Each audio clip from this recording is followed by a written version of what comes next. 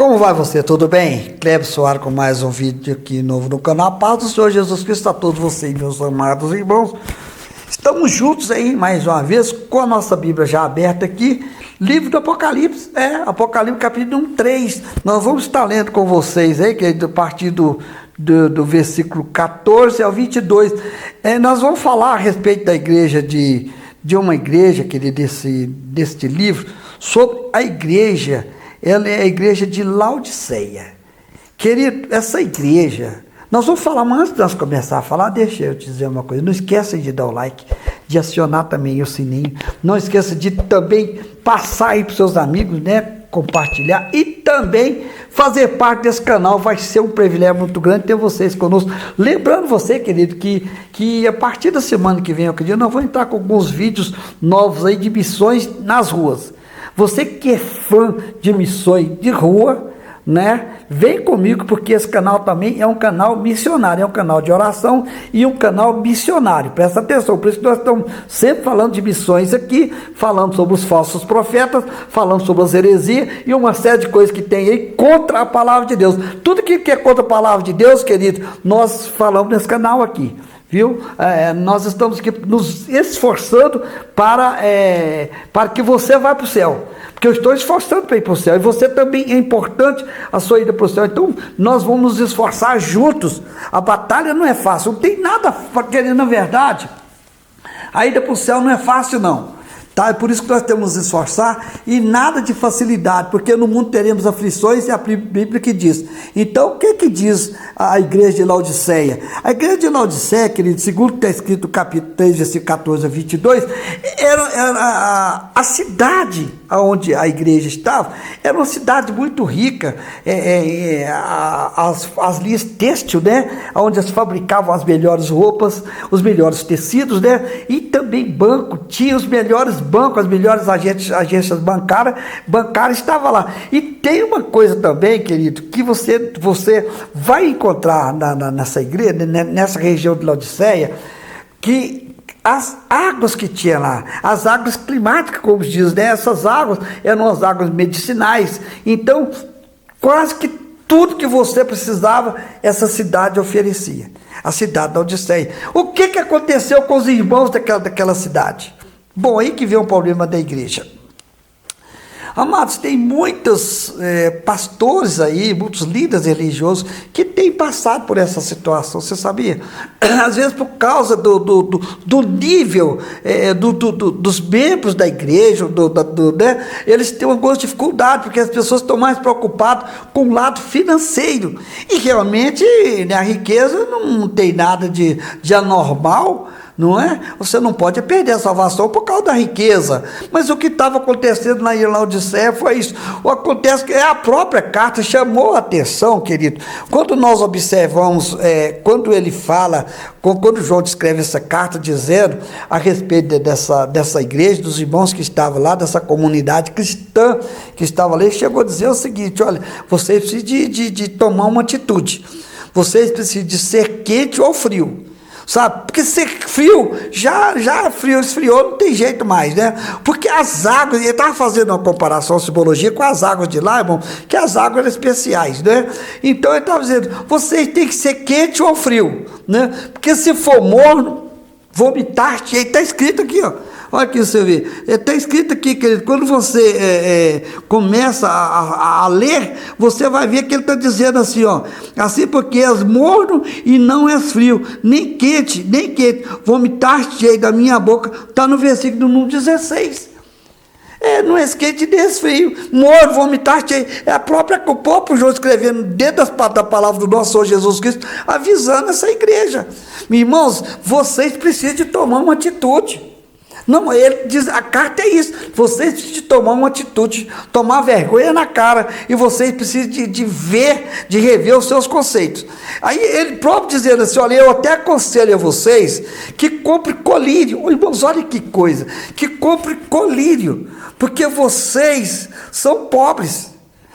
Vocês estão pobres espiritualmente, vocês têm dinheiro, acham que tem tudo e que pode até comprar salvação. É que você sabia que tem muita gente que acredita que, apesar de ter muito dinheiro, pode até comprar salvação. É o que estava acontecendo na Odisseia. Ele falou assim: eu aconselho vocês, a comprar colírio, não é? A comprar colírio, colocar nos olhos de vocês para que abram, para que percebam a besteira que vocês estão fazendo. A besteira que vocês estão fazendo. Então esta igreja foi muito chamada a atenção nessa carta por causa disso. Então, querido, eu sei que essas cartas tem falado mais conosco, que foi naquela época, mas está chamando a nossa atenção porque nós viemos fazer ajustes e para que nós viemos firmar-se na presença do Senhor, porque nós estamos aguardando o Salvador, eu e você estamos aguardando o Salvador. Agora eu pergunto para você o seguinte: vamos entrar no céu ou não vamos? Como é que está a nossa vida? Como é que nós estamos? O céu, querido, nós temos até um hino que diz aí: no céu não entra pecado, nem não entra mesmo não. Ou a gente ajusta ou não ajusta, porque lá não entra, querido. Não adianta, não adianta falar que é 50%, que é 60%, eu acho que é uns 30%, desde o começo até aqui, porque entrar no céu é muito difícil, amados. Não é para qualquer um. Então, pensa direitinho, ou começa a ler as cartas do Apocalipse, começa a ler as Escrituras e vê onde está sendo a falha. Só a Bíblia Sagrada que pode nos ajustar. É claro, nós precisamos dos conselhos dos nossos anciãos, dos nossos pastores, principalmente, né, irmãos? Os nossos sacerdotes, nós temos eles para nos conduzir, não é? Nós temos o Espírito Santo, que esse que está conosco. Inclusive eu até te aconselho de novo, rapaz, não vacile não, tá? Não vacile não. Se você não tem esse Espírito Santo, busca o mais rápido possível, senão você não vai entender nada que nós estamos falando aqui, porque só quem pode entender isso aqui, se você tiver realmente o Espírito Santo de Deus, aí você consegue entender. Então ele disse: olha, pense o que está acontecendo nos seus olhos, compra o colírio bom, para que você possa enxergar que a salvação está muito próxima. E ele continua, querido, ele chega a dizer que essa igreja, ela se vangloriava, ela era muito alegre por causa da riqueza. A própria igreja, ela era feliz porque ela tinha muito dinheiro, os irmãos tinham tudo muito dinheiro, então eles estavam esquecendo de buscar realmente a verdadeira salvação. Então esse Jesus que nós estamos falando, ele alertou: olha, vocês precisam de tomar cuidado, limpe os olhos, porque vocês parecem ricos, mas são pobres, miseráveis e nus, porque vocês estão achando que a salvação é assim, que a salvação não tem que ter sacrifício, a salvação é de qualquer maneira, você pode levar a sua vida tranquilo, tá? Você pode ir para as boates, você pode ir para os bailes funk da vida, você pode se prostituir, você pode roubar, você pode fazer o que você quiser, que você está no céu. É mais ou menos isso aí. E eu falo, irmão, diante da Bíblia Sagrada aqui, eu não estou aqui para julgar ninguém. Quem sou eu, querido, para julgar alguém? Quem sou eu? Mas a Bíblia, sim, a Bíblia pode. A Bíblia, ela é a palavra de Deus, ou ela contém a palavra de Deus de uma maneira que você entender. Mas eu creio na Bíblia Sagrada, e é nela que eu confio, sabe?